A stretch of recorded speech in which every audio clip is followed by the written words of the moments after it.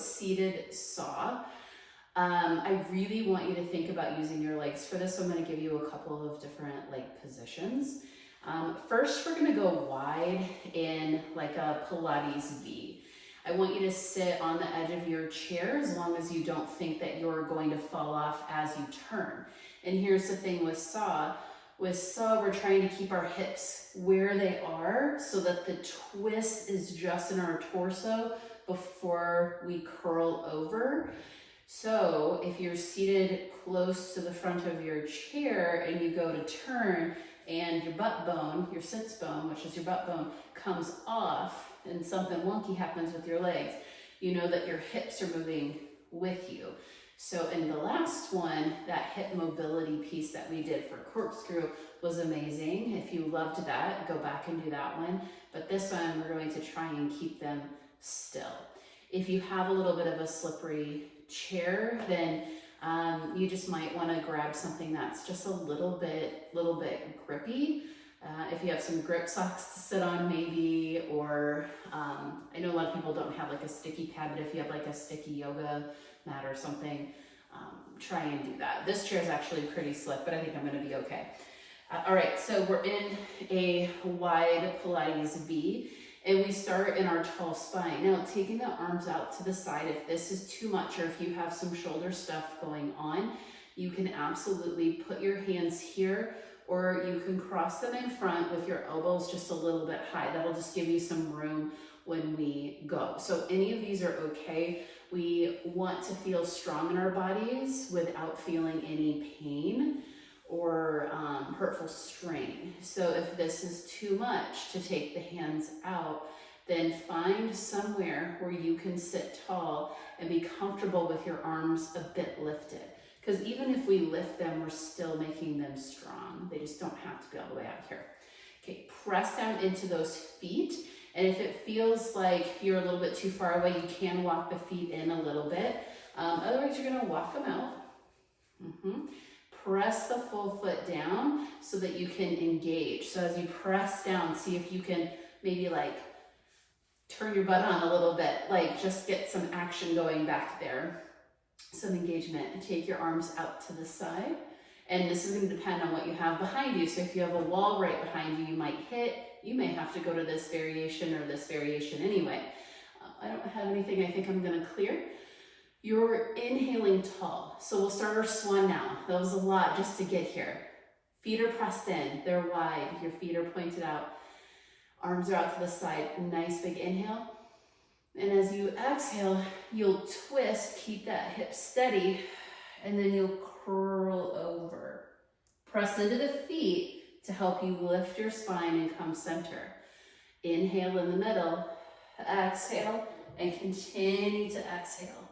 As you curl over, pull your waistband back, stack yourself up. So I'm just going to show a couple different arm variations here. So I twist first, and I curl over. And come back up and come center. It is a rotation, then your spine stretch, which we did a few days ago, and up and back. Now, if it felt like too much, you can bring your legs in. You can also do a little bit of a variation where you take your ball and have just a little bit more of a narrow leg, which is absolutely fine, especially if you feel like you want to add a little bit more to the exercise. You can bring your legs into this parallel position and squeeze that ball. So I'll start with this position. We inhale tall, we twist tall, then we curl forward. Squeeze the ball, come up and come center. Twist and curl and come back up and center. Now remember what I said in the last exercise, we were very specifically moving those hips. In this one, we are keeping them exactly where they are. We're trying to get as much rotation up here as possible before we curl over, okay? So that's another variation if that's helpful for you. The last one I actually really like is just putting the insides of the feet together.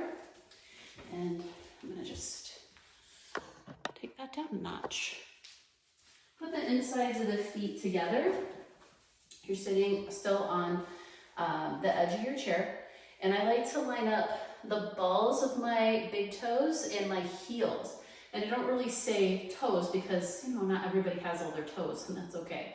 So from here, reaching into the inside of that arch, trying to create as much engagement as possible in the low body. So really like press the legs together, see if you can feel that all through the body. Inhaling tall, exhaling to twist and trying to keep the legs exactly where they are, pulling yourself up, coming center, keep the legs where they are, press them together, press, press, press, and come back up. And then you can go ahead and repeat that a couple times too. I really love this variation seated, and I actually really like it on the mat as well, like taking my feet fully together. It just gives me a little bit more awareness in my hips, and it does activate my inner thighs a little bit more. So that is our saw, regular saw, but I'm gonna throw in a little bit of a bonus here. We're gonna do, if flexion, meaning curling forward, is not in your practice, for a number of different reasons, we want you to strengthen your upper back, and saw is a great way to do that. But we can just go backward instead of forward. So however you want your legs, again, so you have a nice sturdy base. You're tall, you can take your arms out, you'll twist, and then you'll come back and forward and untwist to center. I'm gonna do that so you can see the other side. Reach the legs down, you twist as much as you can, press your butt down, go into a little extension, come up and center. And this is what it looks like from here. We twist and we go back and we come up and twist center. Press into those legs and twist back and come forward and back. So that saw, I don't know, like just making it up, like reverse swan. Yeah, reverse swan.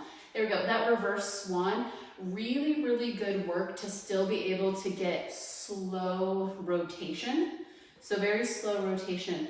We're doing our little rotation first, and then we're trying to make the spine as long as possible as we go back. Same thing when we twist and we go forward, we're trying to lift out of the crown of our head and come over and then pick ourselves back up. So it's a lot of really good energy and work through our entire core. Like we're all fighting gravity.